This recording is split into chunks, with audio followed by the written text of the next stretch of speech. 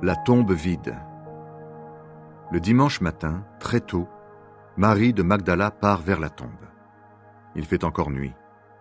Il y avait une grosse pierre à l'entrée et Marie voit qu'on l'a enlevée. Alors elle part en courant, elle va trouver Simon-Pierre et l'autre disciple, celui que Jésus aimait. Elle leur dit « On a enlevé le Seigneur de la tombe et nous ne savons pas où on l'a mis !» Pierre et l'autre disciple partent, ils vont vers la tombe. Ils courent tous les deux ensemble, mais l'autre disciple court plus vite que Pierre et il arrive le premier à la tombe. Il se penche et il voit les bandes de tissu posées par terre, mais il n'entre pas. Simon-Pierre arrive après lui. Il entre dans la tombe, il regarde les bandes de tissu posées par terre. Il regarde aussi le linge qu'on avait mis sur la tête de Jésus. Ce linge n'est pas posé avec les bandes de tissu, il est enroulé à part, à un autre endroit. Alors l'autre disciple, celui qui est arrivé le premier à la tombe, entre, lui aussi. Il voit et il croit. En effet, les disciples n'avaient pas encore compris ce que les livres saints annonçaient. Jésus doit se relever de la mort. Ensuite, les deux disciples retournent chez eux. Jésus se montre à Marie de Magdala. Marie est restée dehors près de la tombe et elle pleure. En pleurant, elle se penche vers la tombe. Elle voit deux anges habillés avec des vêtements blancs.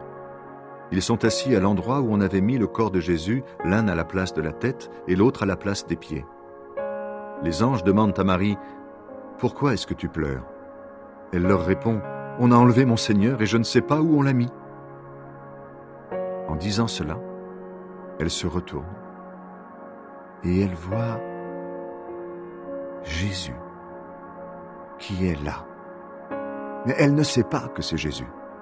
Jésus lui demande « Pourquoi est-ce que tu pleures? Qui cherches-tu » Marie croit que c'est le jardinier. Alors elle lui dit « Si c'est toi qui as emporté le corps de Jésus, dis-moi où tu l'as mis et j'irai le prendre. » Jésus lui dit « Marie ». Elle le reconnaît et lui dit en hébreu « Rabouni » Cela veut dire « maître ». Jésus lui dit « Ne me retiens pas. En effet, je ne suis pas encore monté vers le Père. Mais va trouver mes frères et dis-leur de ma part, je monte vers mon Père. Il est aussi votre Père. Je monte vers mon Dieu. Il est aussi votre Dieu. » Alors Marie de Magdala va annoncer aux disciples, « J'ai vu le Seigneur. » Et elle leur raconte ce qu'il a dit. Jésus se montre à ses disciples. Le soir de ce même dimanche, les disciples sont réunis dans une maison. Ils ont fermé les portes à clé parce qu'ils ont peur des chefs juifs. Jésus vient et se tient au milieu d'eux. Il leur dit « La paix soit avec vous. » Après qu'il a dit cela, il leur montre ses mains et son côté. Les disciples sont remplis de joie en voyant le Seigneur. Jésus leur dit encore une fois « La paix soit avec vous. Comme le Père m'a envoyé, moi aussi je vous envoie. » Après ces paroles, il souffle sur eux et il leur dit « Recevez l'Esprit Saint. Quand vous pardonnerez les péchés à quelqu'un, Dieu donnera son pardon. Quand vous refuserez ce pardon à quelqu'un, Dieu le refusera aussi. » Jésus se montre à Thomas. Quand Jésus est venu dans la maison, Thomas, appelé le jumeau, l'un des 12 apôtres, n'était pas avec eux. Les autres disciples lui disent « Nous avons vu le Seigneur. » Mais Thomas leur répond « Je veux voir la marque des clous dans ses mains. Je veux mettre mon doigt à la place des clous et je veux mettre ma main dans son côté, sinon je ne croirai pas. » Le dimanche suivant, les disciples sont de nouveau réunis dans la maison. Thomas est avec eux. Ils ont fermé les portes à clé. Jésus vient et il se tient au milieu d'eux. Il leur dit « La paix soit avec vous. » Ensuite il dit à Thomas « Avance ton doigt ici et regarde mes mains.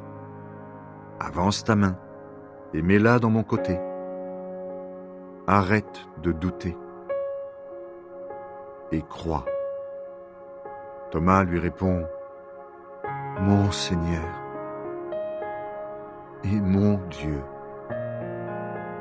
Jésus lui dit « Tu crois parce que tu m'as vu?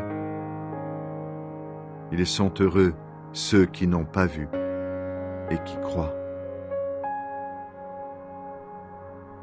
Pourquoi ce livre? Devant ses disciples, Jésus a encore fait beaucoup d'autres signes étonnants, mais on ne les a pas racontés dans ce livre.